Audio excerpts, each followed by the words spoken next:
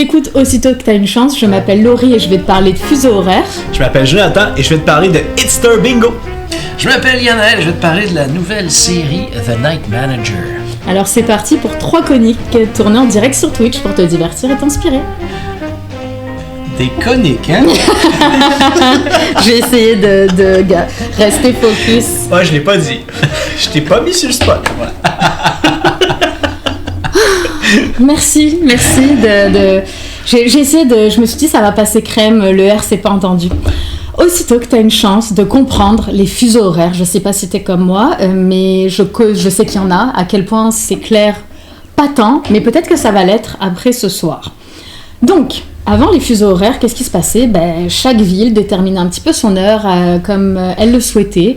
La seule règle qui se passait, c'est que quand le soleil arrivait au plus haut dans le ciel, c'était midi.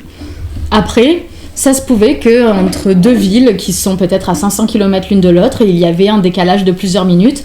Mais on s'en fichait parce que, à cette époque, tout était très lent. En fait, les transports étaient très lents. Il y avait très peu de communication en fait, entre les zones, donc les gens ne s'en rendaient pas compte. Le problème, c'est que au 19e siècle, il y a eu des inventions. Il y a eu les locomotives à vapeur qui sont arrivées, il y a eu le télégraphe, et maintenant on arrive à rejoindre des endroits dans le monde de façon beaucoup plus rapide. Et à partir du moment où on transporte des gens rapidement d'un bout à l'autre du pays, et qu'il y a des horaires de train, il ne peut plus y avoir d'absence de logique. Sinon, c'est le chaos. Donc c'est ça un peu qui a précipité la création des fuseaux horaires. Apparemment, il y a des réflexions qui remontent autour de 1858 par un Italien, et ce sera un Canadien en 1876 qui s'appelle Sir Sanford Fleming, qui a proposé de diviser la Terre en 24 fuseaux horaires de 15 degrés chacun, parce que si tu fais 15 par 24, ça fait 360, la Terre est ronde, parfait, on fait le tour en 24 heures. Quick math. Merci. J'ai même pas vérifié si c'était exactement 24 par 15, mais je fais confiance à ce bonhomme. Moi, j'ai retenu Canadien, là. Canadien. On est pas peu fiers, là. Par contre, donc, ce que ça veut dire, c'est qu'à partir de ce moment-là, il y a eu la fameuse ligne de changement de date qui est très imaginaire, qui est cartographiée parfois. C'est comme un petit zigzag autour du 180e méridien en plein océan Pacifique. Et en gros, son rôle, c'est d'indiquer que d'un côté, t'es un jour, de l'autre, t'es l'autre jour. Donc forcément, tu changes de jour quand tu passes cette ligne imaginaire-là. Et même si l'idée des fuseaux horaires, c'est très géographique, en fait, c'est très politique aussi. Hein. Comme tout ce qui sort de nos cartes du monde et de nos livres d'histoire, il y a plein de biais là-dedans. Donc, c'est peut-être une petite chose sur laquelle je vais m'arrêter. Il faut savoir que l'idée des fuseaux horaires, c'est une décision qui a été prise par 25 puissances mondiales, dans les années 1800, donc j'ai dit 1884, et certaines s'étaient abstenues. Par exemple, la France n'a pas voté pour décider si ça se passait comme ça. Et en fait, ils vont imposer une forme de réalité à tout le monde, alors qu'ils ont été que 25.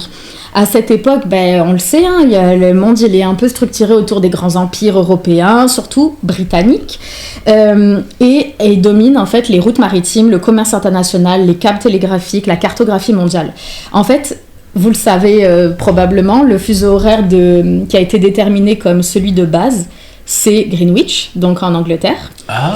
C'est lui qui est UTC 0, donc c'est la norme, c'est la base qui a été fixée par ces gens à Washington en 1884. Et c'est pas anodin parce que Greenwich c'est en Angleterre, c'était l'Empire britannique qui dominait. Apparemment à la fin du 19e siècle, il y avait 70% du commerce maritime mondial qui utilisait des cartes basées sur Greenwich, et la majorité des câbles télégraphiques sous-marins passaient par Londres. Donc il y a des logiques. Il ne faut pas oublier aussi que la majorité de l'Afrique, de l'Asie, du Pacifique, c'était des colonies à l'époque. Ils n'avaient aucune voix à la table. Et il y avait plein de pays qui n'avaient tout simplement pas été invités. Donc ils avaient deux choix. Soit ils s'adaptent à ces gens-là, soit ils ne s'y adaptent pas, mais oublient le commerce, oublient les échanges. Tu te retrouves un peu en dehors du système puissant. Tu fais pas partie de la gang. Exactement, tu fais pas partie de la gang. Donc, comme d'habitude, il y a eu un petit peu de domination dans tout ça, même beaucoup. Et je fais un petit clin d'œil à un livre, en fait, que j'ai découvert à travers les petites recherches, que je n'ai pas lu, mais que j'ai trouvé très intéressant. Elle s'appelle Vanessa Ogle, l'auteur. Elle a écrit The Global Transformation of Time. Elle a vécu entre 1870 et 1950. Et en fait, déjà à l'époque, elle s'était intéressée aux grands mouvements de cette époque-là. Et toute l'idée du temps, comment on a tenté de réformer, standardiser le temps, donc notamment les fuseaux horaires, et que ça n'avait rien de naturel, que c'était tout un processus de choix politiques, de nationalisme, de colonialisme, de réformes religieuses, de nouvelles technologies qui se sont mis à façonner le temps comme on le connaît aujourd'hui. Et que finalement, je trouve que c'est intéressant de l'amener encore aujourd'hui. Ça doit être très intéressant ce qu'elle dit parce que tout est basé sur cette productivité, c'est notre travail, notre journée, nos horaires. Oh, bon sang, oui. Tout est basé là-dessus et c'est dans l'idée de commerce et productiviste comme à l'époque finalement. Donc tout se continue dans la lignée. Par contre, chaque pays décide de son heure légale. Donc, en théorie, ils ont une flexibilité, mais évidemment, ils ont des raisons de frontières, d'économie, de relations internationales qui font qu'ils vont s'adapter aux autres. Alors, concrètement, à quoi ça ressemble des fuseaux horaires ? Je vous cache pas que pour comprendre de quoi je parlais, je suis allée beaucoup dans Google Maps, faire des zooms, essayer de comprendre les distances et tout. Je peux pas dire que c'est clair à 1000% encore aujourd'hui parce que dès qu'on arrive sur une mini-île du Pacifique et qu'on recule, la conception des distances devient un peu plus floue. De comprendre en comparant les quarts de fuseau horaire, on est encore ailleurs.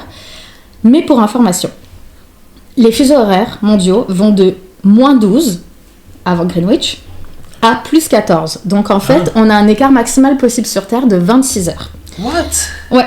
Le -12, les tout derniers à entrer dans une journée, c'est autour des îles Baker et Holland aux États-Unis. C'est des îles non habitées qui sont à l'extrême est. Mais tu sais, ça, c'est dans une optique d'une carte très américano-Europe centrée parce que l'est-l'ouest, c'est très flou quand t'es sur une terre ronde. Ouais. Et +14, c'est donc les premiers à voir le nouveau jour. On a les îles de la ligne de Kiribati, donc qui est une république sur laquelle je vais revenir. Et ce qu'il faut savoir, c'est qu'en fait, entre Baker et Kiribati, il y a 2000 à 2100 km seulement. Donc ils ont 24 à 26 heures d'écart, alors qu'ils sont à 2000 km. Pour rappel, Montréal-Vancouver, c'est 3700 km, puis c'est 3 heures d'écart. Paris-Moscou, c'est 2500 km et c'est 2 heures de fuseau horaire. Oh, Ouais. Mal à la tête. Ouais, ben, je trouve ça fou, puis je trouve ça fou que c'est-tu parce qu'il s'en va de l'autre côté? Tu sais, j'essaie de comprendre, moi aussi, là, je suis un peu mélangé. C'est que tu pars de l'autre côté de la ligne de temps. Exact. Donc en fait, tu arrives à un endroit. Puis tu t'en vas juste de l'autre bord. Et tu passes 26 heures de différence. Ouais, exactement. Oh et donc God. ça donne des choses assez rigolotes. Ben oui. Notamment pour des trajets aériens de courte durée. Donc je vais vous donner quelques exemples que j'ai trouvés. Quelqu'un qui part des îles Tonga, qui a +13, pour aller aux îles Samoa américaines, à -11, c'est 2 heures d'avion. Mais en fait, il y a 24 heures de différence. Donc si tu pars à midi aujourd'hui, t'arrives à 2 heures hier. Ok, avec 2 heures. That's so weird! Après, J'adore! oui, non, mais c'est fou. Air Kiribati, donc, qui est un peu le vol officiel, la compagnie officielle de cet endroit, il part d'Hawaï. Il y a un vol, le Boeing 737, part le dimanche matin à 6 heures de Hawaï. Il arrive sur l'île Christmas, qui fait partie des atolls de Kiribati. Il arrive 3 heures après, mais le lundi. Donc, à nouveau, il arrive la veille. Et il fait escale aux îles Christmas, puis il retourne à Hawaï. Et donc là, il retourne dans l'après-midi du mardi. Et en fait, c'est ça, Kiribati, c'est vraiment fascinant parce que c'est vraiment une république qui est intrigante, qui pourrait donner lieu à une chronique aussi. 32 atolls dispersés dans l'océan Pacifique. Wow. Et en fait, eux, ils étaient une colonie britannique sous un autre nom. Ils s'appelaient les îles Gilbert ou Gilbert. Je sais pas comment ça se prononce. Ah, c'est plus Gilbert. Ouais, probablement. Puis, donc, ils étaient d'un côté de la ligne. Puis, ils sont devenus indépendants en 1979. Et avec ça, il y a 2 îles un peu qui étaient proches, que les États-Unis leur ont cédées. Et donc, ces îles-là, pendant un temps, elles étaient à 24 heures de différence, alors que c'était le même pays. Et donc, ils se sont dit, ça fait aucun sens. Imagine pour le gouvernement, les décisions, n'importe quelle fête, ça marche pas. Donc, en fait, en 1994, ils ont décidé d'éliminer le samedi 31 décembre du calendrier pour réunir tout le monde, enfin, sur le même fuseau horaire. Et ça a créé une exception au niveau de la visibilité des fuseaux. On a l'habitude de les voir très droits. Ouais. Mais dans cette zone, Kiribati, ça fait, on est là, tac, tac, tac, tac, comme ça. Donc, c'est comme si on regarde comme une ligne droite, au-dessus, en dessous, c'est à plus. Ah ouais, c'est vrai que j'ai 13. jamais zoomé, mais si tu dézoomes, c'est une ligne droite, mais si tu zoomes, c'est vraiment un... Ouais, c'est vraiment une petite enclave qu'ils ont créée pour que tout l'atoll soit sur le même fuseau horaire. Donc c'est quand même assez Là, ils ont éliminé une journée. Oui, pour faire ça, puis c'est pas les seuls. En fait, j'ai d'autres exemples marquants. Il y a des gens qui sont nés le 31 décembre. Imagine! Mais c'est vrai, j'ai même pas pensé à ça. Ben non, Ça n'existe pas. 1er janvier. Oui. Mais Ils l'ont juste skippé. Mais on est d'accord que Ils tu ont peux pas y mettre les skippé, ils doutes. ont pas comme effacé. Non, mais Ben, en pour même une temps, année, oui. t'es né Mais en pas- 25 au lieu d'en 26. Non, mais c'est un jour, mais Ouais, quelque c'est un part, jour. c'est comme ceux qui sont nés C'est le une année anecdote, là. bissextile, 28 Oui, ou 29 exact, février. c'est tu sais. ça. Ça existe une année, ça existe pas l'autre. Mais c'est absurde, c'est marrant, c'est qu'une année, ta date d'anniversaire n'existe pas. Non, mais, Wow! mais non, mais t'as raison, c'est rien, mais... Imagine être né à Halloween. Non, mais moi je trouve ça drôle parce que quelque part c'est comme si tes parents ils ont connu, mettons, ils s'attendaient à. Ta mère s'attend à t'accoucher le 31 décembre, puis là ben non, en fait t'es né le 1er janvier, mais toute ta vie ça va être. Ben en fait il est né le 31 décembre, mais bon finalement c'est devenu le 1er janvier, donc mon anniversaire, est-ce que c'est le mais 31 vous, ou est-ce que c'est vous, le vous 1er? l'avez vu comme ça, mais moi je l'ai vu comme si quelqu'un était déjà né un 31 décembre, et là sa fête a juste été skippée cette année-là. Ah d'accord, Tu comprends? je comprends. Oui. Oui, vous l'avez vu dans la. Ben oui, parce qu'effectivement, tu nais la journée d'avant ou la journée d'après, tu sais. Oui, Je c'est comprends ça. ce que tu veux dire, mais moi, c'était pas ça, c'était dans l'optique. Non, c'est vrai. Tu sais, t'es déjà né un 31 décembre, mais cette année-là, l'anecdote que tu peux dire à tout le reste de ta vie, j'ai J'ai pas eu de date d'anniversaire. j'ai pas vieilli des années. Ah ouais, c'est clair, la bonne blague, mon oncle. Oh là, moi j'ai un an de moins que je C'est pense ça, que j'ai. exact. 43? Ben non, 42. T'en souviens pas, hein, 74? 94. Faut que tu retiennes. Hein. C'est 94. C'est une chose que tu dois 94. retenir, Kiribati 94. Parfait, parfait. 2 ans après ma naissance, c'est bon. Et je vais vous citer d'autres exemples. Donc, déjà, il faut comprendre, mais ça c'est assez commun, que quand les avions décollent le 1er janvier de certains pays, comme le Japon, la Nouvelle-Zélande, pour aller aux États-Unis, ben, ils reviennent au 31 décembre. Ça, c'est le fun. Imagine être vraiment riche puis pouvoir fêter plusieurs fois le Ah, mais il y en a qui le font. Ben oui, c'est sûr Ben, que c'est oui. sûr, ou dans l'avion aussi. Terre-Neuve, je validais avec Yanel juste avant le stream. Terre-Neuve, au Canada, a conservé un décalage particulier de 30 minutes par rapport au reste. Donc, ils sont à UTC moins 3h30. Et c'est depuis qu'ils sont rentrés dans la Confédération en 49.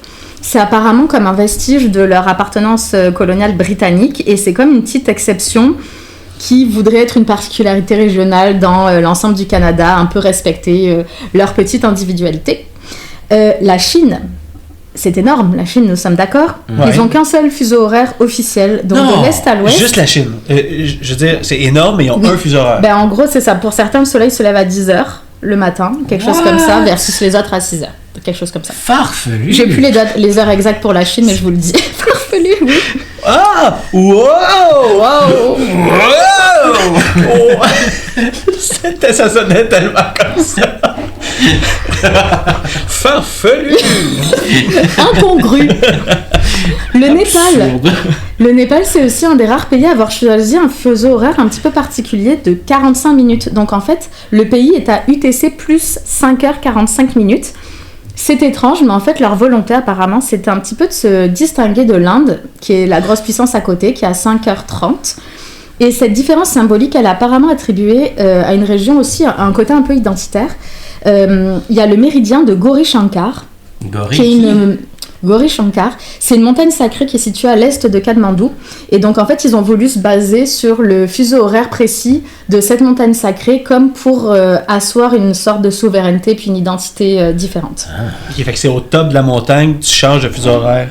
Non, c'est juste qu'en fait, cette montagne où elle est située, en théorie, il y aurait un petit décalage au niveau fuseau horaire. Donc, ils ont choisi que pour tout le pays, Ok, c'est là. ça s'adaptait à ça, en Ok, fait. je comprends. En Espagne, logiquement, vu où ils sont situés, ils devraient être sur le 0, comme l'Angleterre, mais non, ils ont choisi de s'aligner plus sur la logique de la France. Et apparemment, ça viendrait d'une décision prise pendant la Seconde Guerre mondiale. Et dans un genre comme Kiribati, Samoa a sauté un jour entier en 2011 pour aussi mieux s'aligner avec ses partenaires commerciaux, comme l'Australie et la Nouvelle-Zélande. Tu penses que ça va se revoir encore un jour, qu'on va sauter pour s'aligner sur un autre fuseau horaire? Ben, Ben, je pas sais- nous, mais comme quelqu'un. Ou... J'ai l'impression que là, ça s'est pas mal divisé parce qu'il y a la Hawaï, par exemple, ils sont vraiment à part, mais ils arrivent quand même à commercer avec les États-Unis. Tu sais, à moins qu'il reste des îles qu'on connaît pas justement, qui se sont pas encore Ouais, c'est ça. adaptées pour certains commerces. Parce que J'essaie de visualiser le bordel logistique et informatique que ça doit générer. Hey, imagine, tous les calendriers déjà imprimés, toutes les... Well, sure! Juste comme... J'ai un exemple parmi des millions, là. Ouais. Qui explique à toute une population, tu sais, c'est ça même pour les entreprises et tout, donc ça doit être chaotique. Puis évidemment, tout ceci, c'est sans compter sur le débat éternel qui revient chaque année au Québec et chaque année partout dans le monde, qui nous rend extrêmement confus, c'est qu'au-delà des fuseaux horaires, il y a le fameux décalage horaire qui crée toujours tellement de discussions. Donc je vais vous laisser là-dessus, et aussitôt que tu as une chance, j'espère désormais de pouvoir expliquer les fuseaux horaires à quelqu'un d'autre. Effectivement. Sacrée phrase. Ouais. C'est une longue phrase. Mais elle était parfaite. Non, t'étais pas J'ai adoré Laurie. Est-ce que c'était clair? Parce que je sais qu'il y avait beaucoup d'informations. Beaucoup d'informations, ça c'est sûr. Mais en même temps... Je suis tourdi. Mais en même temps, c'était quand même clair. Oh oui, t'as bien expliqué ça. Oh, oui. Est-ce que vous avez compris quelque chose? Est-ce que vous avez des questions pour Laurie? Est-ce que vous avez un avis sur les fuseaux horaires et le décalage? Nous, on est moins 5, c'est ça? Oui, et non, moins 6. UTC moins 6 ou moins 5? Non, UTC moins 5, t'as raison. Wow, UTC moins 5. pas pire, là. Parce que UTC moins 6, c'est la France. Ah, parce ben que oui, je suis moi, mon méridien de Greenwich, c'est Paris. Ah oui, UTC moins 6. Mais d'abord, nous, on n'est pas UTC moins 5. Non, hein? Non, c'est parce que la France est à plus 1 par rapport à Greenwich. Ok. Donc, on est à moins 6 par rapport à la France, voilà, mais moins 5. Ah, ok, oh my god. C'est des maths, le truc. C'est ça, exact. On a plusieurs commentaires. On a le sketch qui nous dit « J'ai compris qu'on arrive toujours à l'heure somewhere. C'est vrai. Ou vrai. très en avance, ou très en retard. Avez-vous déjà joué avec les dates de vos appareils électroniques pour pouvoir aller soit dans le futur ou dans le passé? Je sais qu'il y a certains trucs qu'on peut... Tu sais, comme... Laissez-moi m'expliquer, ça va être un peu intense, mais des fois, tu peux... quelque chose va sortir dans 2 semaines sur Internet. Tu modifies tu modifies ta date 2 semaines plus tard sur ton ordi, puis tu peux avoir accès à cette... Pour vous ou pas? Oui. Si c'est déjà paramétré, tu peux? Ouais. Comme si dans le système, quelqu'un l'a déjà prévu. J'essaie de donner un exemple, mais j'en ai pas, mais il me semble que j'ai déjà entendu ça, puis ça n'a pas vraiment rapport au fuseau horaire, en fait. Laurie, ton pote... Voilà, c'est ce que j'allais dire. Ton pote Kevin avait un excellent jeu d'énigmes. Kevin! Le Kevin! Et l'une des énigmes était devoir gosser sa date dans son ordi pour qu'apparaisse sur un site web tel truc. Ouais. Ah! Ouais. Bon, ben, ok, c'est ça, je suis pas fou, là. Mais j'avais déjà entendu ça quelque part, mais l'avez-vous déjà fait? comment ça se programme et tout? Non, et j'ai jamais... À part pendant pour Oh, je l'ai! Ok, oui. Paluca, non, Yabiscuit m'a fait penser à un exemple parfait. Si tu joues à un jeu où il faut que tu attendes, mettons Farmville, il faut que tu attendes 6 heures avant que ta carotte pousse. Tu avances 6 heures ton heure de l'ordi, Ok. ta carotte est poussée, tu la ramasses, tu reviens. Aïe, Je pense. aïe. Puis si tu veux faire pousser notre carotte, tu fais ça non-stop. Est-ce que tu reviens en arrière pour après pas Je avoir pense que tu reviens en arrière, ouais. On a Enfoiré qui dit à Candy Crush, tu joues avec l'heure pour avoir droit à de nouvelles vies. Et voilà, c'est ça! Sérieux? Animal Crossing, un excellent exemple. Oh! There you go. Oh my god, ok, je suis content d'avoir trouvé des exemples qui fonctionnaient, mais j'avais l'air un peu fou. Mais en même temps, tu sais, ce qu'elle dit pas, Lucas, c'est ce que je me dis, c'est que si le jeu est paramétré, tu sais, c'est qu'il y a des systèmes à l'intérieur du jeu qui dépendent pas de l'heure de ton ordi, tu sais, ils ont... Oui, il y en a que ça change pas grand-chose, mais justement, ça, des trucs qu'il faut que tu attendes des certains moments d'heure, là. C'est Noël tous les jours, Des si trucs on que veut. tu peux jouer hors ligne, ouais. Ouais, exactement, c'est ça. Et j'ai vu en commentaire, est-ce qu'on arrive à remonter pas loin au-dessus? Ouais. Merci. Ouais. Canuc. Je travaille en TI et on doit gérer des timestamps dans plusieurs fuseaux horaires en Amérique et en Europe. C'est tellement complexe et douloureux à gérer. Je suis partisan d'une heure unique mondiale juste pour ça. Je sais pas ce que c'est des timestamps. Mais si on avait une heure unique mondiale, t'imagines que le midi est tellement différent pour le midi de quelqu'un d'autre. On s'habituerait. Tu penses? Ouais. Ben en fait, on n'appellerait pas ça le midi. Comprends-tu? Le midi serait différent. On appellerait ça 12 heures du matin ou du soir? 12 heures PM. Mais c'est un 12 enfer, on peut PM? pas. Ouais, PM. Mais imagine quelqu'un, son 12 heures, c'est AM. Yeah! Non, mais il faut Mais dormir la nuit. tu peux pas dire 12 heures PM à quelqu'un qui dit non, moi c'est 12 heures AM. Mais non, mais je suis sûr qu'on s'adapterait. Mais non, c'est impossible. Je suis pas mal sûr que non. Ou alors c'est dans un monde idéal. Non, pas Ou idéal. on fait juste dire, il n'y a pas 2 fois 12 heures. C'est 1 à 24. 0, 0, puis 12. Exact, c'est ça. Sure. Exact, ben oui. Mais Ouais. non, mais oui, mais ça marcherait tellement pas. J'avoue que pour là... tout le commerce mondial. Mais Non, c'est non, ça, c'est c'est sûr, que dans ouais. un monde là, anti-mondialisation, oui, ça pourrait marcher. Ah ouais, c'est mêlant, je suis mêlé, t'as raison.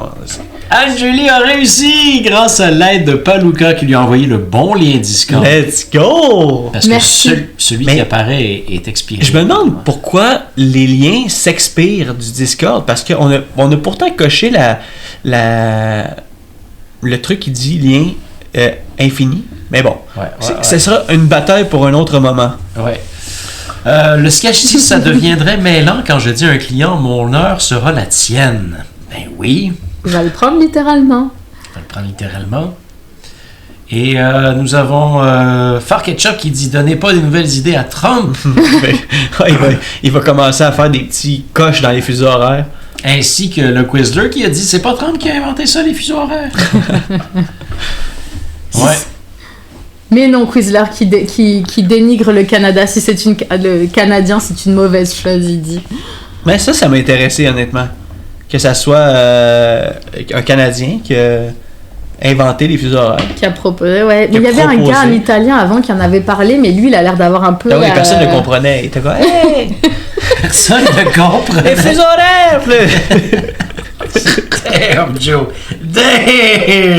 Non, mais j'avoue que c'était pas mon meilleur Ce commentaire de message n'est pas 2026. cautionné par J'avoue, on n'est pas sur un, il n'y a pas d'offense Il ici. y a juste un Italien qui parle italien. Oui, Il n'y a personne d'autre sur Terre. exactement, c'est ça. L'italien est parlé par une Des personne. fois, je dis des choses que je cautionne pas moi-même.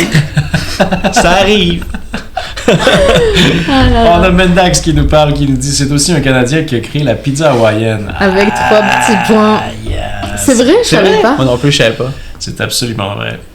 2 choses à dire à la machine à café. Ben demain. oui. Hey, tu savais que le Canadien qui a proposé les fuseaux horaires, il a aussi proposé la pizza. Ouais. Mendax, il va être comme, il va faire visiter un peu. Alors voici un nouveau condo. Puis là, il y a un gros blanc parce qu'on attend comme la deuxième personne. Puis Qu'est-ce que tu racontes? il cherche des conversations. Puis il va sortir ça. J'imagine Mendax faire son métier Ben oui. Un compte. Ouais. d'agent immobilier. Ouais. Puis de faire visiter un il fait condo. visiter un condo, mais Puis il un arrive blanc. la personne, mais on attend la deuxième, Ah, toi, qui t'es- savent pas quoi se dire. Hey, toi, t'entends des choses. Toi, parce qu'il a entendu, il y a un blanc, puis t'es comme, de quoi tu parles? Oh, punaise, t'es sérieux? Non! Je suis pas sérieux! Je suis jamais sérieux! Bon, vous avez compris l'idée, c'était beaucoup trop de mots pour dire ça. Le beurre de peanut et le basketball aussi inventé par des Un Canadiens. crayon, s'il te plaît. It is a heritage moment. Qu'est-ce que tu Le veux? crayon, s'il vous plaît. Le crayon, avec plaisir. Un timestamp, nous explique Cana, que c'est une façon unique pour identifier un moment précis en informatique, genre l'heure à laquelle une émission commence à la télé. C'est le même timestamp au Québec ou en France, mais on doit l'interpréter avec un fuseau horaire pour avoir l'heure locale. Ah! J'ai besoin de relire. Ouais. Je vous en prie, prenez votre temps. Ok, je comprends. Là. C'est ça le timestamp. C'est de prendre un moment précis en informatique. Ouais. Mais ça, dans quel contexte? Parce qu'il y a tellement de différences. Si, mettons, il fallait Est-ce que c'est par exemple le Super Bowl qui doit être diffusé partout dans le monde à peu près au même moment, mais par contre, c'est pas sur le même fuseau horaire, donc c'est dans ce cadre-là de diffusion mondiale d'événements ou... Ouais, ben. Parce que sinon, j'ai du mal à comprendre. Moi, ce que je comprends, c'est que le timestamp, c'est une façon unique pour identifier un moment précis en informatique. Moi, je trouve ça. Il a gardé les Il a premiers juste mots. parlé des vrais. Mais moi, je trouve ça bien. Par contre, je sais pas si vous l'avez déjà vécu, mais si tu veux justement écouter le Super Bowl, peu importe t'es où dans le monde, si tu ouvres Google, le Super Bowl va être à ton fuseau horaire par rapport à où ce que Oui. où ce que t'es dans. Tu sais, mettons, t'es en France, tu vas ouvrir Google, tu vas marquer Super Bowl, ça va être marqué dans 1 heure. Ben, ou ben, pas 1 heure, mais ça va être marqué, mettons, 16 heures. Parce qu'il y a un timestamp. Tu sais, je sais pas c'est quoi les livres. Ça, c'est le timestamp. C'est ça le timestamp.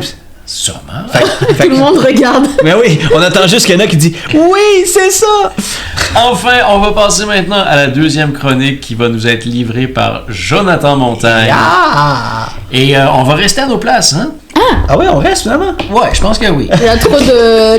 Oui, Il y a trop de gossins. Il y a trop de gogos. On va... je sais pas qu'est-ce qu'on pourrait faire pour les prochaines fois. Peut-être... Moi, tout le long de la chronique à Laurie, je suis en train de réfléchir à ce qu'on peut faire. Hein? Une petite... Parce que les ring que ça vous entendez, là.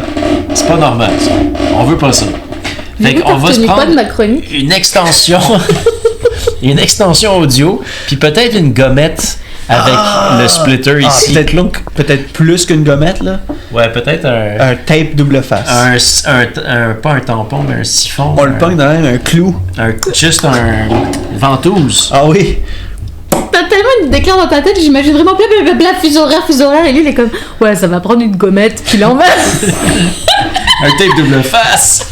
Mais c'est ça, c'est pour ça qu'il était comme. Il regardait le truc, il était comme oh! Wow, pour vrai! Mais il regardait aussi mon iPad Fascinant! avec les notes, alors il devait être comme gommette, ah elle a toujours pas fini, il reste tout ça. Ah ouais, petit time step. Petit time step.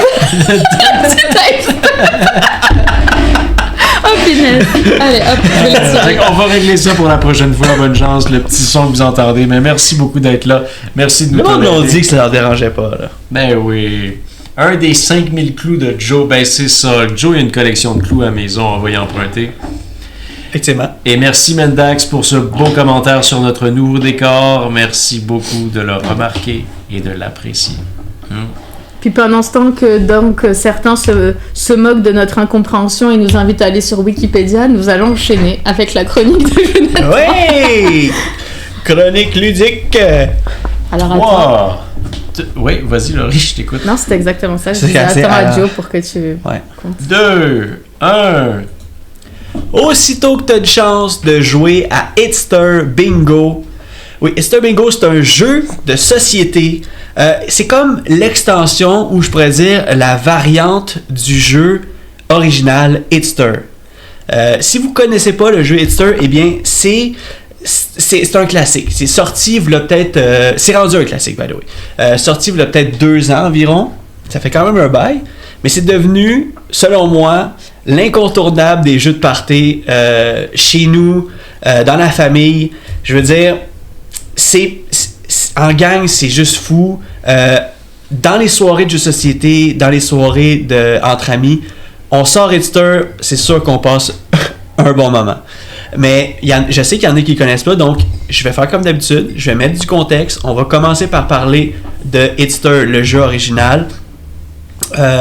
Pour ceux qui ne connaissent pas, le but du jeu, c'est ultra simple, peu de matériel, beaucoup de plaisir. Vous avez mis le logo, c'est moi qui l'ai inventé. Dans le fond, c'est un mix de culture générale de musique et de timeline. Vous connaissez Timeline, le jeu de société où on doit faire une ligne du temps avec... on doit placer des inventions et faire une ligne de... Je me souviens plus, c'est quoi, 10, 8... de la ligne, peu importe, 10 cartes. Eh bien, c'est la même chose. On commence, on a plein de cartes avec des chansons d'écrit, l'artiste et l'année de parution de la chanson. À l'endos, on a des petits codes QR. Et là, je sais, j'ai dit code QR et il y a la moitié de la salle qui est partie. la même moitié qui part quand on s'en va dans des bars, les codes QR sur les tables au restaurant, au bar. Mais restez, vous voyez, je vais vous essayer de vous convaincre quand même avec les codes QR. Donc, il y a un code QR qu'on scanne et c'est là qu'on entend la chanson et c'est comme ça qu'on commence à jouer. Donc, on commence la partie avec une carte de base, la carte référence comme avec Timeline, et puis on commence aussi avec 3 jetons qui vont nous servir de monnaie d'échange, mais ça, on n'en parlera pas. Pourquoi? Parce que ça n'a pas rapport. Moi, je veux vous parler d'Hitster Bingo. On va revenir, il n'y a pas de jetons. Donc, on commence avec la carte référence à Hitster original. Suivez-moi. On scanne une carte, chacun, soit en solo, en équipe, on scanne une carte, on essaie de la placer dans la ligne du temps, et si on réussit, on la tourne, si on a la bonne réponse, on la garde, si on n'a pas la bonne réponse, on l'enlève, et c'est le premier qui a 10 cartes dans sa ligne du temps, ça peut être 8, ça peut être 6, ça peut être même, je veux dire, choisissez, là, 4 pour des petites parties rapides, savoir qui va gagner le plus de parties dans une soirée. C'est pas ça le but c'est vraiment d'avoir du fun, d'écouter de la musique, et c'est là que je viens à Hitster Bingo. où son slogan est « C'est pas le bingo de mamie ». C'est vraiment le slogan du jeu. Mais toi, tu aimes le bingo de mamie aussi. Ouais, moi j'aime le bingo. J'ai déjà fait une chronique sur Actuc d'aller jouer au bingo. Surtout que t'as une chance d'aller jouer au bingo, by the way. Ouais. C'est pas une joke. C'est plus intense que vous pensez. Et surtout entre amis, ça peut faire une belle soirée. Bon, parenthèse. On commence avec les règles du jeu de Hitster Bingo. J'ai apporté des trucs, on va vous en parler. C'est carrément un autre jeu. J'aime.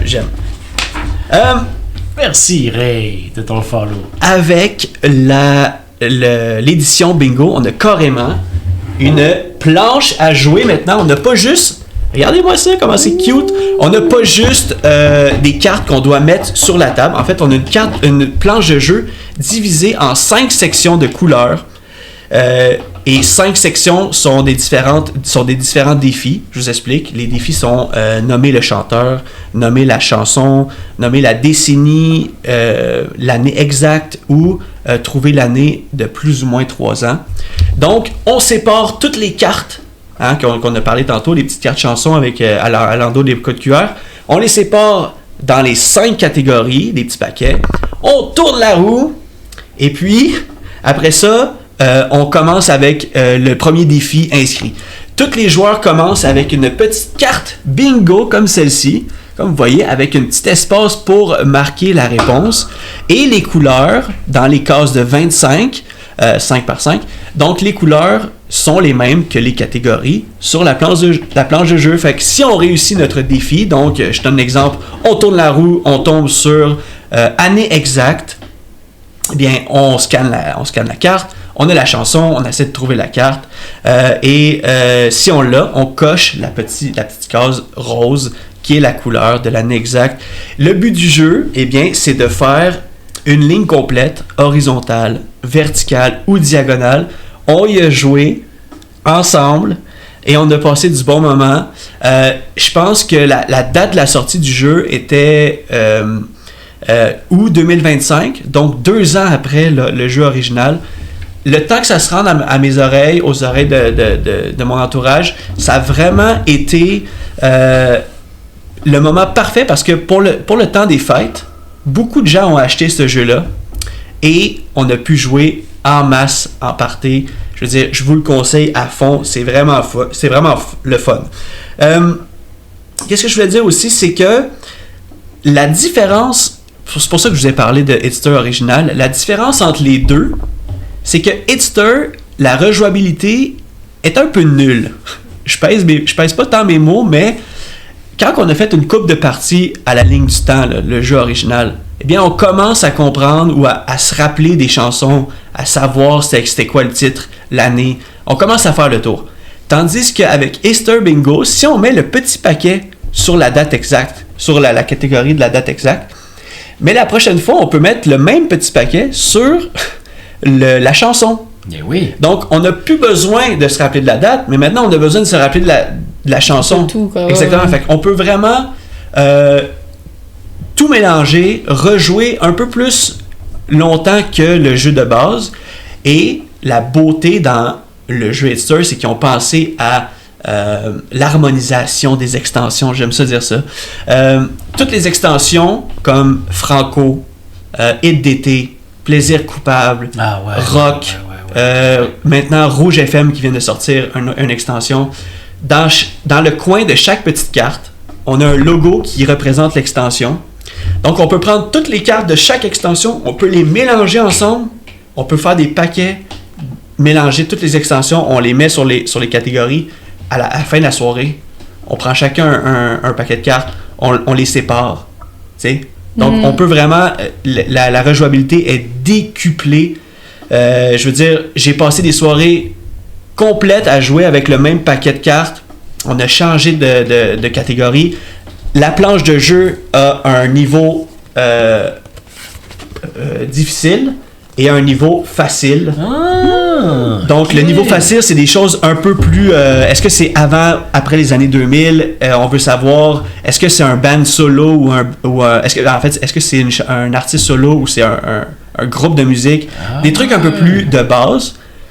Je vous avouerai que la partie facile, on fait quand même le tour assez vite, mais la partie difficile, on en a du plaisir garanti. Puis on va se le dire, là, ça te crée une culture générale. Genre, si t'arrives à te souvenir de tout, tu fais genre, tu t'y connais trop bien en musique après, genre. Ben, non seulement, je veux dire, tu te bâtis une culture générale en musique, mais c'est exactement ce jeu-là, je m'en allais là-dessus, Laurie, merci. Quand tu joues à Hitster, si vous aimez la musique, je veux dire, on passe des soirées complètes à écouter de la musique, tu passes un bon moment. Eh oui. On se rappelle des souvenirs, hein, on a joué avec la famille, se rappelle des souvenirs de quand on a écouté telle chanson. Moi, je pense à ta sœur qui chante très fort. Qui est comme, oui. Je me rappelle, j'avais écouté ça quand mon enfant avait 7 ans. Tu sais, il y a eu beaucoup de ça avec ta sœur, justement. Ouais, moi je me rappelle que j'avais sorti une anecdote très intéressante, un fait cocasse sur une toune, et cette même sœur de me dire mais c'est pas ça qu'on cherche. Mais le but est justement de créer des souvenirs, juste passer du bon moment. Et quand on scanne la carte, j'ai oublié de le dire tantôt à tard l'époque, quand on scanne la carte, eh bien, ça joue directement, c'est linké sur Spotify. Donc, ça joue sur ton téléphone tout de suite quand tu scannes. Et si ton téléphone est connecté à une enceinte Bluetooth, ben là, le party est pogné dans la place. Je veux dire, c'est un bon moment. J'espère que je vous ai convaincu de jouer à Hitster Bingo. C'est pas le bingo de mamie. Et si vous avez déjà joué à la version originale et vous n'avez pas joué à celle-là, allez-y. C'était Jonathan. Et aussitôt que tu as une chance de jouer à Hitster Bingo, let's go! Merci Joe! Merci Joe! Yes! T'as-tu parlé du fait que comme ça vient avec un espèce de gugus laser? Je l'ai pas dit parce que j'ai quand même c'est quand même difficile à montrer là. Regardez, il y a une boule, quand on tourne, ça fait de la lumière. Ouais. Mais c'est le fun que quand tu ouvres la boîte, les gens le découvrent. Ouais. Exact. J'ai dit on tourne la roue. C'est ça que j'ai dit. On tourne la roue. J'allais demander si des personnes ont joué à ça et nous avons Scène de Phoenix qui confirme, qui dit j'ai joué à ça. Encore une fois, une chronique d'un jeu que j'ai tellement beaucoup de passé de temps dans les derniers mois, donc... Mais oui, c'est ça. Son de Phoenix, cette même nous dit « J'ai planté tout le monde! J'aime trop la musique, j'ai tellement eu de fun, no doubt about that. » C'est sûr que si t'es pas fan de musique en général, si t'es pas fan d'écouter de la musique dans un contexte social, si t'es pas fan d'écouter de la musique en général, comme beaucoup dans une soirée, c'est peut-être pas le meilleur jeu pour toi. Mais, je veux dire, j'ai joué à beaucoup de jeux qui sont pas musicales pendant le temps des fêtes. Ça va être l'objet de d'autres chroniques, inquiétez-vous pas. Il va y avoir d'autres jeux vidéo avec mon oncle Joe. Trop bien. Mais tu vois, j'imagine... Pardon. Non, vas-y. C'est parce que j'imagine bien quelqu'un, mettons, qui est très fan de jazz ou de classique, qui utilise un petit peu la dynamique, qui garde en fait le plateau, tout, mais qui crée, tu sais, sa propre playlist qu'il lance pour mettre au défi ses amis avec n'importe quel style de musique. Exactement, c'est ça qu'on parlait tantôt, justement. Ouais. Ben oui. T'as quelqu'un qui joue au DJ, puis qui, je veux dire, qui a toutes les informations. Et, ouais. Je veux dire, tu peux t'improviser à... C'est du travail. C'est plus compliqué. Tu peux t'improviser. La version ligne du temps, c'est plus facile à improviser. Celle-là, le fait que tout soit clé en main, les petites cartes qui sont différentes de chaque côté, hein, puis il y a plusieurs cartes, puis tu peux écrire ta réponse, le fait de se montrer les réponses avec un petit crayon Sharpie effaçable. Non, mais c'est vraiment le fun. Exactement, Malvinia qui demande dans le clavardage comment ça s'appelle. C'est HIT. STER. Et voilà. Est-ce que tu as la boîte? Non, je l'ai pas. Mais elle est là-bas. Et Canuck qui dit aussi, on y joue beaucoup depuis 1 an, j'adore vraiment, mais mon entourage commence à se fatiguer. Mais j'aimerais savoir la version bingo ou la version originale, Canuck? Ouais, on veut savoir. Et Canuck a même des amis qui s'étaient imprimés leur propre carte avec des QR codes. C'était insane. What? Ouais, parce qu'il y a des versions qui sont pas disponibles. Hey, faut-tu être dévoué? Ouais. Faut-tu être hot pareil? Le sketch, c'était un peu ma blague avant le stream. C'est pas une bonne blague. Hipster bingo. Non, pour vrai, je l'ai sorti à Joe parce qu'on a joué à Noël, mais quand il a dit que c'était ça son thème, je me disais, c'est quoi? C'est un jeu vidéo en ligne pour les hipsters, donc tu vois, on était à la même place. There you go. Ouais. On a le Quizzer qui dit « Bref, il faut une fichue mémoire pour que le jeu perde sa rejouabilité. Si c'est votre cas, je vous prends dans mon équipe de quiz. Ben, laisse-moi te dire qu'on accepte l'invitation. » En fait, ce genre de jeu-là crée des moments sur le spot. Et je sais pas si vous étiez comme ça à l'école, mais si un professeur bafouillait sur un autre pays, t'étais 2 fois plus prédestiné à t'en rappeler que s'il disait, tu sais, si mettons, il disait, alors ici on a le Canada en 80 et les États-Unis en 2000. Tu vas te rappeler de ça, à l'examen parce que ça le crée un petit moment qui te sort un peu spatio-temporel, là, tu sais. Tu comprends? Je comprends. Non! Mais oui! Ben oui! C'est pour ça que tu chantes, en géographie, tu chantes les pays. Tu sais, ça te crée un... History was a bingo. Pou, pou. Bon, ben, c'est la même chose avec ce jeu-là. Si, mettons, une toune de 50 Cent commence, puis là, tout le monde se lève puis chante la toune, puis que tu t'en rappelles qu'à cause de cette toune-là, c'est 2009. Ça va s'ancrer dans ta mémoire. Exactement, c'est ça que je veux dire. Oui. C'est plus facile. Oui, je comprends. C'est pour ça que la rejouabilité de bingo est juste infinie, parce que oui, tu peux te rappeler la décennie d'une toune de Eminem, mais tu peux peut-être pas te rappeler c'est quoi, c'est quoi la chanson, mettons le nom de la chanson. Ouais. I get what you're saying. Tu donnes en tout cas envie à Canuck qui avait des doutes. Il avait joué à la version originale, mais il n'était pas convaincu quand il a vu la première fois. C'est très très fort. Je te le conseille. Honnêtement, pour ceux qui ont joué à l'original et qui cherchaient quelque chose d'un peu spicy par rapport à ce jeu-là, moi non plus, j'ai vu ça, je fais que bon, une autre variante un peu bébelle, mais c'est excellent. Oui, c'est bien foutu. Ouais. Très honnêtement, ça se fait bien. Et Yannel l'a dit pendant la chronique, normalement on ne fait pas ça, mais merci Ray de ton follow. Oui, c'est vrai, effectivement. Est-ce que je viens de me faire gronder? Ouais, là? je t'ai fait gronder. Gabescu qui nous dit je me souviens des dates des chansons en fonction du moment que quand je les écoutais. Oui, effectivement, mais des fois ça peut porter à confusion parce que justement, comme on a parlé de la sœur à Yanaël, des fois elle disait oui, je me souviens de cette chanson-là, je l'écoutais au chalet en telle année. Mais là, elle a marqué cette année-là sur la réponse, c'était comme ah oui, c'était en 97, mais la tune avait sorti bien avant. Ouais. C'est rare qu'elle sorte bien après. Ouais. Et ça va dans beaucoup d'époques. Oui, absolument. Ça va jusqu'aux années 20, ça va jusqu'aux années 30. C'est assez inouï. Là, les années 20-30 aux années... à aujourd'hui, en fait. Puis qu'est-ce qui est cool d'avoir la version bingo, vu qu'elle a sorti 2 ans après la version originale, on a 2 années de plus de chansons dans les cartes. Mais ce qui est difficile, c'est limite les plus récentes, parce que, tu sais, quand t'entends des chansons qui sont sorties genre en 2023, exact. Tu sais plus. Est-ce que c'est 2022, 2024? Non, t'as raison. C'est dur. C'est le plus dur. Phoenix de nous dire les Tsazas-Unis. Tsazas-Unis. En 2000. C'est ça que j'ai dit, je me rappelle. Eh bien, merci Gio.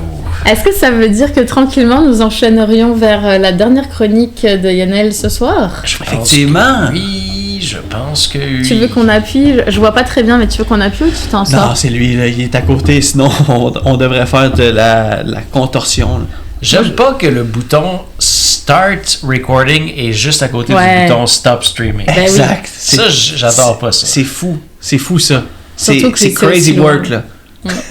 Comme diraient les jeunes. Oh, this is crazy work.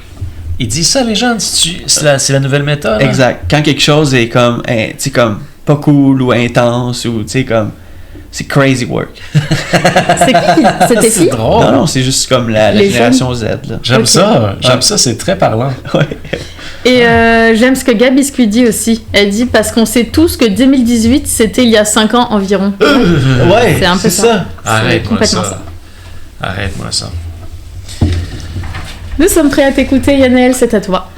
Aussitôt que tu as une chance d'écouter la série, nouvelle série, The Night Manager. J'ai dit nouvelle série avec un petit peu d'hésitation parce que c'est vraiment farfelu ce qui s'est passé avec ce média-là. OK. Curieux. Il est sorti une première saison en 2016. Hein? OK? À l'époque, c'était la plus grosse production pour un drame de la BBC. C'était le projet avec le plus gros budget. OK? Mais depuis, ça s'est fait dépasser. Depuis, il s'est écoulé 10 ans. Et ils ont sorti une deuxième saison 10 ans plus tard. No way! 10 ans plus tard, une deuxième saison. Alors, Mais ça doit paraître. Ben oui, ça paraît en 5 petits poils. Hey, les acteurs ont bougrement vieilli. Ok, c'est les mêmes acteurs en C'est plus. les mêmes acteurs, puis c'est exceptionnel comment. Mais ça se passe pas 10 ans plus tard, mais bon, je vous explique tout ça. Pourquoi tu devrais regarder ça? Parce que c'est du John Le Carré. Je parle directement à mon bon bro Alex Atman qui a lu tous ses romans. John Le Carré, qui est un auteur de livres d'espionnage ultra réaliste, qui est décédé d'ailleurs en 2020. Est-ce que c'est lui qui a écrit La Constance du jardinier? La Constance du C'est ça. jardinier. Ok. C'est lui qui a écrit The Constant Gardener, qui a écrit The Spy Who Came From the Cold, L'espion qui est venu du froid, Tinker Tailor Soldier Spy, une panoplie de romans dont certains ont été adaptés au cinéma. Ça donne le goût. Ça donne le goût en Saint-Poil. John Le Carré est quelqu'un qui prenait son travail extrêmement au sérieux avec une rigueur assez folle. Et là, il apparaît dans la série. Oh! Avant son décès, il y a une scène toute particulière que Laurie a eu la chance de voir d'ailleurs. T'as pas vu grand-chose de cette série parce que je me la suis tapée dans mon coin, tout seul, tu nu. Je confirme, non, c'est pas. Et il y a une scène extrêmement tendue qui se Mais tu veux dire ce que tu veux? qui se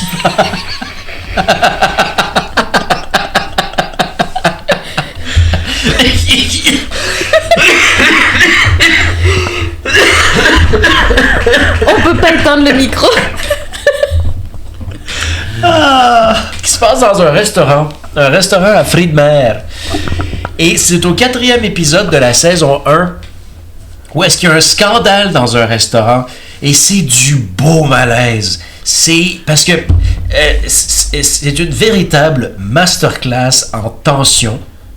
Cette série, c'est une série, oui, qui parle d'espionnage, mais il y a cette scène toute particulière où est-ce qu'il y a un scandale auprès d'une foule de restaurants et John Le Carré fait partie de la table d'à côté qui est choquée par ce qui se passe. Et qui, C'est de la tension comme que t'es crispé ou c'est Oh, c'était horrible. J'ai regardé 15 secondes. ou de la tension de j'étais malaise? les deux. Les deux. C'est horrible. Ok. L'histoire, c'est un directeur de nuit dans un hôtel qui est témoin d'une situation atroce et qui est recruté par une agence d'Angleterre, le MI6, pour investiguer, pour s'infiltrer, pour devenir essentiellement espion. Tom Hiddleston, l'acteur qui joue Loki, est juste exceptionnel. C'est lui. C'est lui. Oh wow. Et il est bon, sans bon sens, il est tellement charmant. Mais je dois dire que tout le monde impliqué dans cette série est at the top of their game. C'est vraiment... T'as Hugh Laurie qui joue le grand méchant là-dedans. Ok. Hugh Laurie, c'est Dr. House. Ah oui, Ouais. c'est ça. Et il est subjugant. Tu es pendu d'après ses lèvres, là. Tout ce qu'il dit là. Tout ce qu'il dit. Olivia Colman, qui est juste formidable, qui est enceinte dans cette série. Son personnage ne devait pas être enceinte, mais puisqu'elle était réellement enceinte, ils ont décidé de l'inclure dans le script qu'elle serait enceinte dans la série. No way. Et c'est une grosse partie de la série. Ça a été très, très bien scénarisé. Par David Farr, d'ailleurs, du Royal Shakespeare Company, qui a fait l'adaptation à la télé. Qui est derrière le projet Hannah, que j'avais beaucoup aimé, de Joe Wright. Hannah qui parlait aussi d'espionnage avec une petite fille. Pas la petite fille. Ok, Ouais, c'est ça me parle. c'est Ouais, bon, c'est exactement. ça. C'était très, Ah oui. très bon. H-A. H-A-N-N-A. Exactement. Ah oui. Et le film et la série, c'est lui qui était derrière. C'est réalisé par Susan Beer, qui a fait un film que vous avez certainement vu sur Netflix qui s'appelle Bird Box. Oui. Film apocalyptique. Avec. Ça te rappelle ça là? elle T'as veut pas la pas- ref? Pas du tout. Ah, mais alors. C'est un des personnages qui veut faire ouvrir les yeux d'un autre personnage. Parce que tu peux pas regarder dehors. Oui. Il y a un principe. Je me rappelle juste du bateau et de la scène avec les enfants et les trucs. C'est ça. Ah oui, c'est ça. C'est ça. Tu peux pas avec Sandra Bullock, non? Ouais, Oui, c'est en exactement. plein ça. Et finalement, le plus grand talent qui m'a vraiment hypnotisé dans cette première saison qui est sortie en 2016, je vous le rappelle, c'était Elizabeth Debicki, qui est juste géniale. Elle joue l'amante du grand méchant et on craint pour elle, on cheer pour elle. Franchement, c'est une histoire à couper le souffle. Je vous la recommande, mais là, on en arrive à la saison 2. Puis on l'a déjà vu dans quoi, Elizabeth Debicki? Elizabeth Debicki, Ouais. elle était dans Tenet. OK. Et je tiens à dire, c'est très drôle parce que j'ai adoré Tenet avec l'inversion du temps. Si tu retires l'aspect sci-fi de Tenet, tu as The Night Manager. Ah, pour vrai? C'est très semblable dans le côté espionnage, dans le côté infiltration, dans le côté la vie des gens riches et célèbres.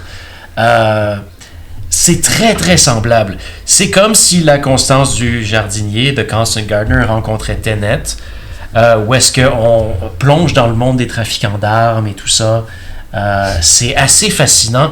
C'est une série qui est intelligente, OK? Ça te nourrit pas, ça te gave pas à la petite cuillère. C'est pas le genre de série que tu peux écouter en faisant autre chose, en faisant la vaisselle, en étant sur ton sel. Si tu ne portes pas attention, tu vas manquer des détails très très importants. Oh, Ouais. c'est bon à savoir, ça. C'est très bon à savoir. C'est une série qui est lente. J'ai envie de dire que c'est une série définitivement pour adultes qui sont patients et qui sont peut-être eux-mêmes des lecteurs. Parce que c'est une série qui prend son temps. C'est une série qui est sensuelle. Oh! Wow! Ah, c'est pour ça que t'étais... Non, mais c'est une série qui est très sexy. Et ils misent beaucoup là-dessus dans la saison 2 aussi. On est beaucoup plus dans cette espèce d'intimité, dans cette espèce de jeu de séduction et tout ça. C'est une série qui est très tendue, comme je l'ai mentionné. Mais qu'est-ce qui se passe dans cette saison? Est-ce que cette saison 2 se passe 10 ans plus tard dans l'histoire? ça se passe des années plus tard et ça reproduit... C'est comme le personnage principal est hanté par ses ennemis du passé. Donc Tom Hiddleston est de retour et a vécu certainement de nombreux traumatismes, fait face à ces traumatismes et est très réactif lorsqu'une menace semblable fait de nouveau surface. OK. Il est en PTSD, là. Est en PTSD, quelque chose qui ressemble à ce qui s'est passé dans le passé arrive et là, il capote, il se remet dans le jus, il se remet dans le bain et il fait tout pour contrer cette menace. Enfin, excusez-moi. Pour se préparer pour son rôle, Tom Hiddleston, parce qu'il joue le rôle d'un directeur de nuit dans un hôtel, ben, savez-vous quoi? Il passait ses nuits à assister un directeur de nuit d'hôtel au Rosewood Hotel 5 étoiles à Londres, ce qui est absolument génial. Ben oui, c'est fou ça, le métal acting, les gars. Ouais, vraiment, il a pris ça très au sérieux. Puis il est bon, sans bon sens. Est-ce qu'il y a d'autres personnes ici qui ont vu The Night Manager? À ne pas confondre avec The Night Agent sur Netflix, qui est une autre affaire. Oui, ou The Night at Museum aussi. Ah oui, ça c'est pas la même chose. Non. C'est une vibe très semblable. Très semblable, mais à ne pas confondre. C'est pas Night Shyamalan non plus. C'est pas M. Night Shyamalan non plus, mais il y a des twists, il y a des twists and turns. Ah oui. Ah, cool. Fait que je pense que, très honnêtement, je pense que c'est une série que beaucoup de gens vont trouver plate. Je le dis de même. Ben, parce qu'il va falloir qu'on commence avec la saison 2016. Ouais, il faut commencer avec la saison 2016. Mais est-ce que c'est indispensable ou elle peut se vivre toute seule, la saison 2020? C'est indispensable d'avoir vu la saison originale. Ok, fait que ça, c'est un step de plus. Accrochez-vous, là. Si vous voulez commencer cette série-là, je pense que c'est comme... Donnez-vous comme un petit kick, là. Ouais. C'est combien d'épisodes de combien de minutes? C'est une mini-série, donc c'est 6 épisodes par saison. De 2 heures. De une heure, à peu près 1 heure chaque. Ok, oui. quand même. À peu près. It's good stuff. Aussitôt que tu as une chance de voir The Night Manager. Merci, Anaïs. Yes. Qu'est-ce qu'on nous raconte dans le chat? Ça donne le goût quand même. Honnêtement, Moi, une des séries qui prennent le temps comme ça me rebute un peu, mais l'intrigue de la scène dans le restaurant, j'ai comme le goût, mais Tu sais, genre, tu me connais, je vais-tu me tanner? Ou... Tu vas te tanner. Ah ouais? Tu vas te tanner. Mais t'as été bon de t'accrocher? Toi, c'est ton genre. Je pensais pas que c'était mon genre, mais j'ai beaucoup apprécié juste pour le jeu d'acteur qui est comme moi. D'ailleurs, on parle de Olivia Colman, le Germain qui nous dit Olivia Colman était tellement bonne dans Broadchurch. Toi, Laurie, t'as vu Broadchurch? Oui. Ben, j'adore, en fait, j'aime Olivia Colman depuis Broadchurch aussi. Je la connaissais. Ben, c'est pas vrai parce que je l'ai vue dans d'autres trucs, je sais plus quoi. Mais j'adore sa voix, j'adore son jeu, j'adore son naturel. J'aime Olivia Colman. Elle est tellement naturelle, c'est vraiment ça en fait. Et on a eu beaucoup de réactions justement quand tu as eu ton petit lapsus, que tu as parlé que tu écoutais cette série-là tout nu dans Voilà, ton coin. c'est ce qui intéresse les gens majoritairement. Et il y a eu beaucoup de retours là-dessus quand tu as dit que la série était bien sexue. Mais si on monte, on a eu justement le clip de ça.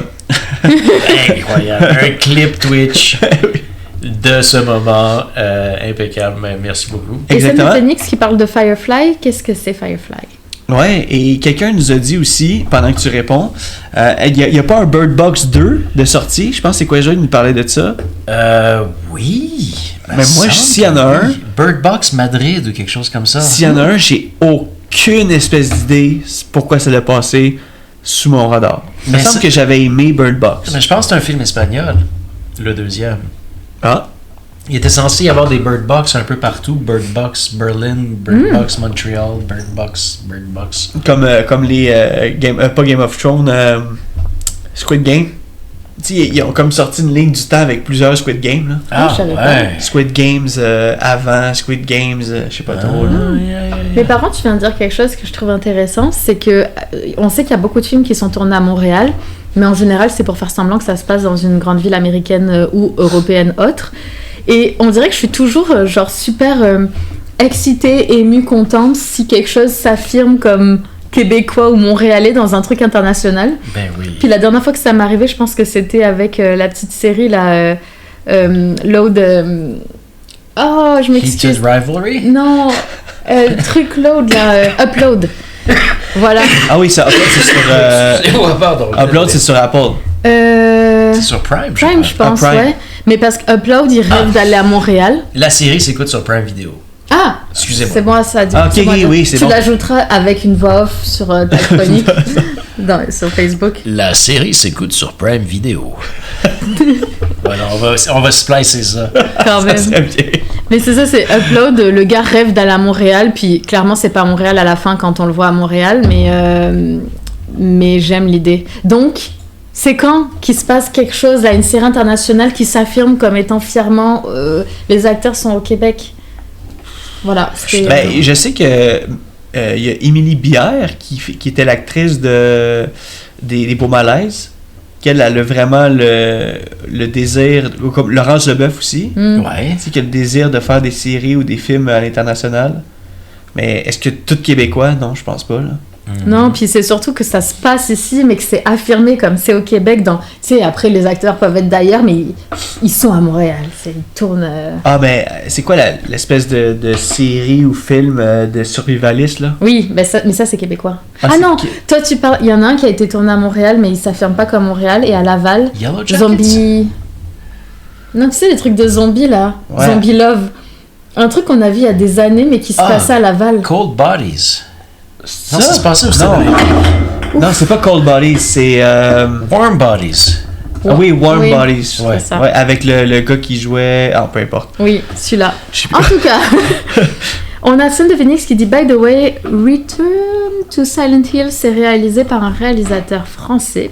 Oh, C'est un chouette. film sur le jeu vidéo? Ouais, il y en a eu plusieurs. Ok, ouais. j'ai jamais vu ça. Puis ils sont pas pires. Ah ouais? Honnêtement, c'est... Mais toi, t'aimes la série Silent Hill, tu J'aime l'avais la- dit ouais. dans une soirée gaming. Ouais. Mais j'aimerais ça plonger dans cet univers-là, mais ça fait peur. J'ai Terrifiant. peur d'avoir peur. J'adorerais pas ça. C'est terrifiant. Pour moi, Resident Evil, c'est pas épeurant. Non. Comme c'est dégueu, mais c'est pas épeurant. Mais Silent Hill, ça fout la trouille, la profonde chienne. là. Je sais pas, faudrait que je vois, by the way, parce que je sais qu'il y a des trucs qui me font peur dans le genre horreur, puis il y en a d'autres que non. Fait que, tu sais, mais je teste pas assez pour savoir qu'est-ce qui... Je sais que les Paranormal Activity, ça, je vais avoir je vais voir des trucs, tu sais, après là, je vais être comme non, pourquoi j'ai écouté ça là? Ah, moi, c'est hors de question. Ouais, c'est- Ça change ta vision de la Des réalité. caméras. Ça te met comme des lunettes troubles Oui, sur c'est toute la réalité. Ça te ruine un peu ton expérience de vie. Voyons voir. Nous avons The Quizler qui dit se les taper tout seul a jamais autant pris son sens. Nous avons le Quizler qui dit The Nightman Anger. The Nightman Ager. The Night Manager. The Nightman Ager. Ah. Voilà. Et Et plus bas encore, il parle d'Highlander. Highlander. Ouais, le film, t'as-tu lu le Germain aussi ou non? Non. Un film avec, je vois un peu mal vu que je... Ah, un film avec Matthew Perry et Bruce Willis. Il joue un nouveau voisin gangster et qui, à un moment donné, mange un hot dog au Lafleur sur Notre-Dame. Oh! C'est trop bien! Assumé? Comme c'est assumé que c'est à Montréal ou c'est censé être Ok, ailleurs? c'est que c'est... Ouais, c'est ça. Ouais. J'adore. C'est ça, poursuite en char à Montréal qui finit dans le petit Champlain à Québec. Ça, quand tu connais les lieux, tu vois qu'ils font n'importe quoi. Le nombre de trucs sur la Côte d'Azur où ils ont l'air d'être à Nice, mais tu vois très bien qu'ils sont à Monaco, puis après à Marseille. Tu sais, c'est comme ça, par rapport. Aucun rapport. Volt qui dit je te comprends, Joe, moi les trucs paranormaux c'est non. Ah non, mais c'est encore pire avec mes enfants, là, comme depuis que j'ai des enfants, j'ai encore ce film-là qui est imprégné dans ma tête parce que c'est un des films qui m'a marqué, tu sais. Puis, des fois, je dors, je m'ouvre les yeux, puis ma fille est comme à côté de moi, à côté de mon lit, là. Puis là, je suis là, ça va, tu sais, parce que j'ai encore la petite voix. Puis elle est comme, oh, ouais, j'ai juste la misère à dormir. Je suis comme, ben, va te recoucher, comme, ok. Puis, tu sais, des fois, elle est juste comme. Just standing there. Puis je suis comme, pourquoi tu restes là? Ben, j'essaie, elle a pas de réponse. Juste regarder, ça lui fait du bien, ça l'apaise. Tu sais, je donne un gros câlin, je suis comme, tu sais, tu peux retourner. Mais ça doit faire peur, c'est tout, t'as le visage qui te... Elle a pas les yeux comme vraiment ouverts de même, là. Ça serait vraiment intense, mais tu sais, elle est juste comme endormie, elle est à côté du lit. Ok, mais imagine grandir dans une maison où les enfants sont somnambules. Ah! Ou les parents, imagine être un enfant puis tes parents sont somnambules. Ah, man! Ben, à la limite, peut-être que tu deviens extrêmement tolérant Ben oui, c'est ça, vrai, en c'est fait. vrai. Ah non, ça fait vraiment peur. Ça dépend c'est quoi le genre de somnambulisme. Dans ma famille, il y a des somnambules. Êtes-vous somnambules, vous autres? Puis c'est vraiment les yeux vitreux, là. Les yeux sont pas pareils, ils sont vitreux. Puis la personne fait pas de sens, puis elle regarde dans le vide, puis comme c'est creepy, là. Oui, mais imagine le somnambule, c'est tourner en rond, faire des pets. Tu sais, il y a comme plusieurs... Avec les yeux vitreux. Exactement. Ben oui!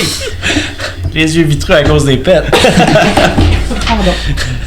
Gabichu, il dit j'étais pareil comme ta fille quand j'étais jeune. Ma mère a fait plusieurs sauts. Oh my god. C'est sûr que oui, Kabuski.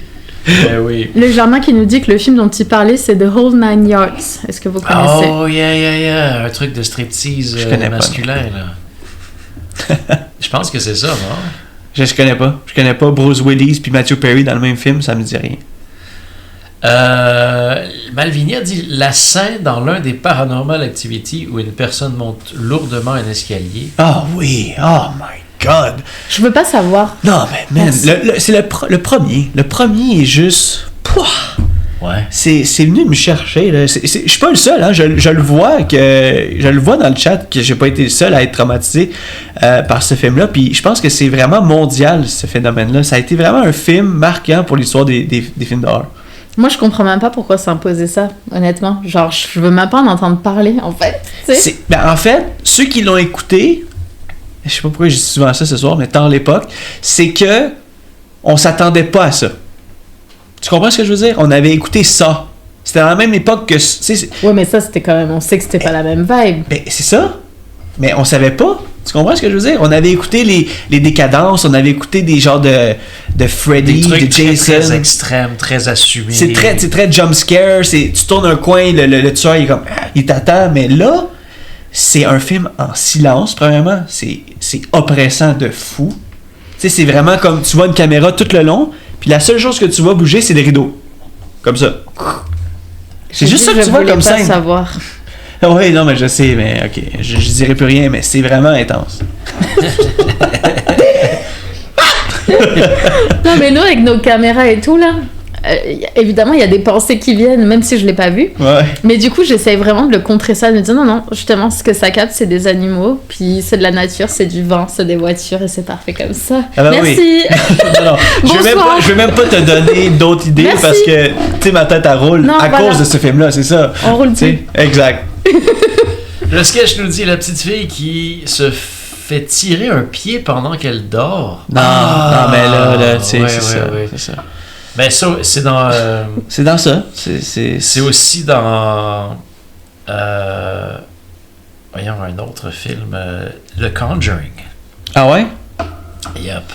Mais je vois que le sketch dit ça m'avait réveillé ma peur d'enfance, que si mon pied n'était pas sous une couverte, j'étais en danger. Voilà. Personnellement, pendant des années, je ne pouvais pas, en fait, même en été, il y avait que mon nez qui sortait pour essayer de respirer. J'avais peur de n'importe quelle partie de mon corps qui était exposée à l'extérieur. Je suais la nuit, je frottais mes jambes parce que j'avais peur du silence, j'avais peur de voir quelque chose, j'avais peur de me faire toucher. Donc je suis restée pendant des années. Puis t'as pas vu ça? Non, j'étais petite et j'avais ces peurs-là. C'est pour ça que je veux pas fou, les... hein? Tu peux pas voir ce film-là. Bah non, tu sais, je parce peux pas que l'entretenir. encore aujourd'hui, je suis un homme de 34 ans bientôt, j'ai de la misère à sortir mon pied. Non. Joe a 34 ans, mercredi prochain. Le 28, c'est son anniversaire. On sera pas en stream, on sera en stream le lendemain. Alors n'oubliez pas de lui souhaiter un joyeux anniversaire le 29. Et laissez-lui un message vocal. Sur le réponse. Pardon. Oui, s'il vous plaît. Quelle belle idée. Quelle belle idée. Ah, j'adore.